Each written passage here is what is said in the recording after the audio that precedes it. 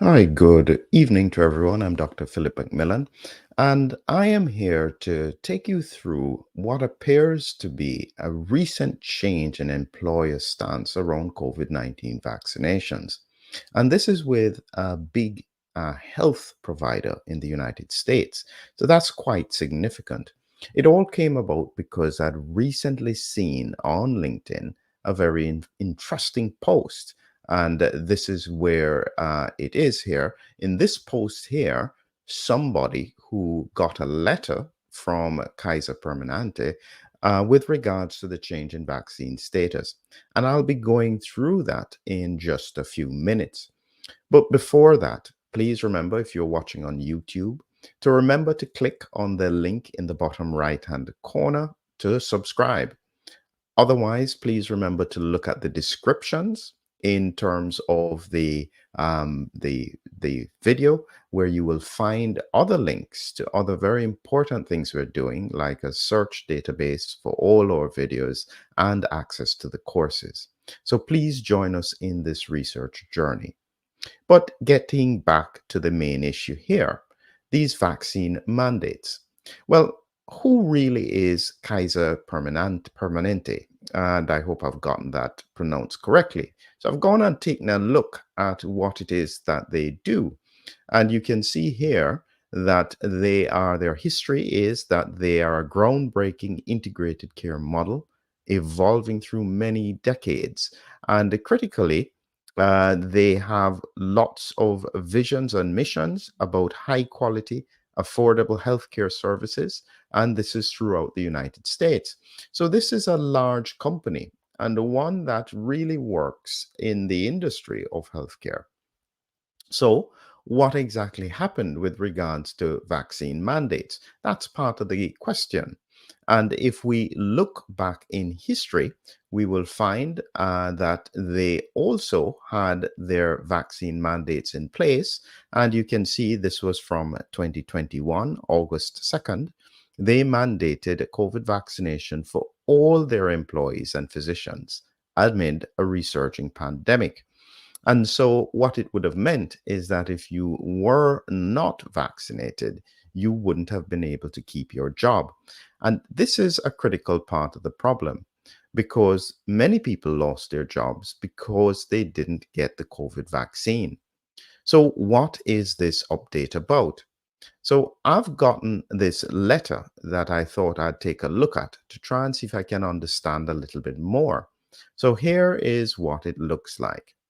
So this letter seems as though it was sent out to an employee, and you can see it here. And as we zoom in on it, we can see this was May 17th, 2024, that this was sent. And their name has been taken out. And so what they were saying is that we're writing to let you know there's been a change in the Kaiser Permanente COVID-19 vaccination for KP workforce members policy, the vaccine policy. And so they recognized that they were trying to protect the health and safety of all their members, many of whom were high risk. And in 2021, they implemented their vaccine policy. And it required, as a condition of employment, that employees must submit proof that they were fully vaccinated or a specific exemption. And that's essentially what it was that many companies did across the United States and Europe and many first world countries. What is very sad is that it seems they didn't grasp the way how the virus causes problems, who is at risk and why they're at risk. What was the purpose of vaccination? Because it should have been clear to all those people that the purpose of vaccination, the reason that they did or what they focused their research on, was trying to prevent severe disease, not about transmission. Now, a lot of people use the information about transmission to try and bring in mandates, but that was not really what the research that was done by many of the pharmaceutical companies was about. And so it's important for us to understand that critical point with regards to how things actually work. So let's get back to the point in hand. When you look in more detail at what they're saying here now, is that they have recognized that due to changes in the federal, state, and local vaccine requirements, they have revised their policy from February 1st, 2024. And suddenly now, vaccination against COVID 19 is no longer required as a condition of employment. Now, they clearly point out here that they understand that your employment may have been ended. So, again, this is pointing to somebody. So, they've sent this letter to a prior employee who lost their job because of COVID vaccination, and they are offering them the opportunity to come back and work with them. Is that really what it's about? Or are they covering for the fact that they may become legally liable because they had taken away someone's livelihood based on the science that was not fully understood? Now, they may argue that this is what they were told from the CDC. That's understandable. However, they still did the action. And so, therefore, they are still responsible for firing the person because the CDC didn't tell them specifically to do that. So, this may be part of that position that the company is trying to do. How do we get around this problem? So let's go back here. And they wanted to point out that given the revision of the vaccine policy, we wanted to inform you that you are eligible for rehire with Kaiser Permanente for open and available positions for which you are qualified to reapply. It's quite likely that if they reapply, they may have to sign some kind of agreement that they are not going to try and take the company to court. That's quite possible. We don't know. But it is raising the issues that many employers are having because of what they did with regards to vaccine mandates. The reality is, how did they get this so wrong? What is it that they missed that was so important? So I then went back to look at what was it that changed with regards to the CDC policy that would make a big employer do something like this. So here is where we have the changes in terms of what happened with the CDC. So these are the early estimates of updated 2023 to 2024 COVID vaccine effectiveness against symptomatic SARS-CoV-2 infection. It's important to note that this was in February 1st, 2024.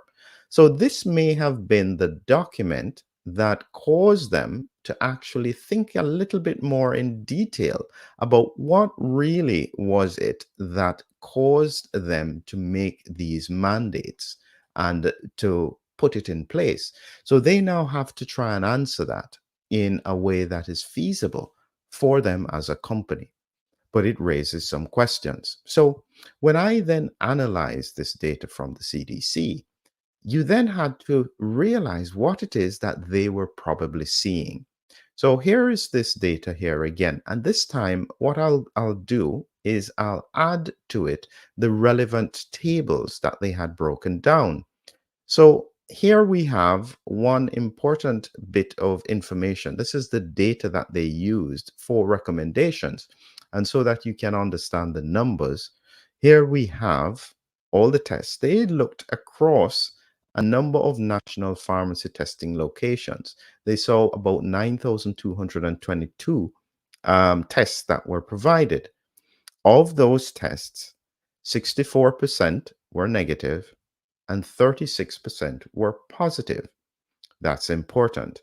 36% positive. Now, they did make sure that they broke it down into the different characteristics. And so they then tried to separate it from the vaccinated and the unvaccinated, which again was quite useful to be able to see. And when you look at the details here, you can see that in the context of the self reported number of COVID vaccine doses, in the unvaccinated cohort of them, you had about 730 or 22% who were actually positive. So, this is the total number who thought that they had symptoms.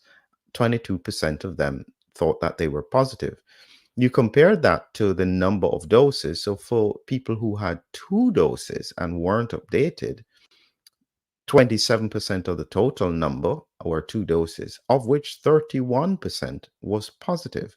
So, this is indicating that there is clearly an issue with regards to the ability of the vaccine to prevent infection. That's a very important point because why else would you do a vaccine mandate in the workplace if it wasn't primarily to reduce the risk of infection spreading to other members of staff? That would be the only logical thing.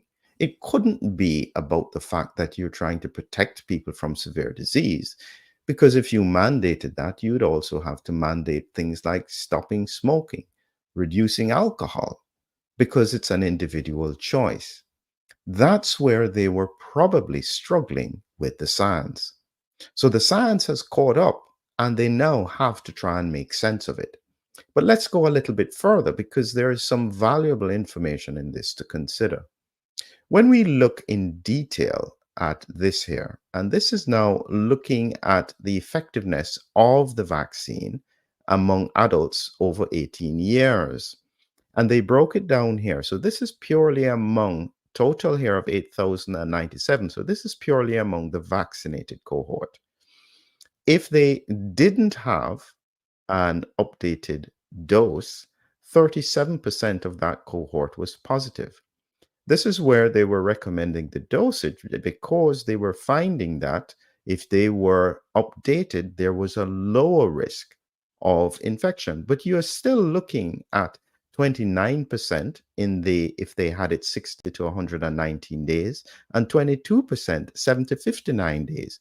This is exactly the rate that was for the unvaccinated.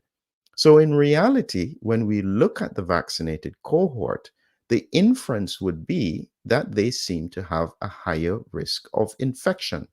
Now, that would make sense when you think about the fact that COVID is circulating in highly vaccinated regions. That would add up and make the point even more relevant. When you then break it down even further and you look at the cohort who is over 50, you can see here no updated dose. Um, they had a 42% of them actually were positive. If they had received an updated dose, 30% were positive. If it was 5 to 7 to 59 days earlier, 28% and 31 if it was 60 to 119 days. This whole area here shows very little difference in benefit in terms of the time frames, and they are still at a higher percentage than the unvaccinated cohort. This is a problem, and it's no surprise that when we think about it, employers now recognize that they have an issue. They fired people who were unvaccinated, and the science does explain why it is that natural immunity, which is very broad and it covers not just the spike protein, but looks at the envelope protein, the M protein, the nucleocapsid protein, is far more effective at a mucosal level to prevent infection and therefore transmission. This is what the science seems to be pointing out, and this is what the evidence is pointing to. And this is why it would seem that we're seeing ongoing circulation of SARS-CoV-2 in highly vaccinated regions. This is a problem, not just for governments, but for employers. How do they justify having fired these staff members, many of whom have been long-serving candidates? How do they justify that legally? And are they now at risk for problems ahead? So, when I reflected on it and I looked carefully because I tried to find the answer, I went back to looking at the Kaiser Permanente webpage and their workforce policy vaccine toolkit. I can't find anything here now. It seems they have taken it down, or maybe it's just a problem with my browser at the moment. But whichever way we take it, it does seem that they have changed their position, and I'm not surprised. Their challenge is how can they change their position and not be liable legally for taking away someone's ability to work and provide for their family. That's going to be a challenge for many, many employers in the next few years. Remember, look in the description below for more of our links and click on the subscribe button. Have a great evening.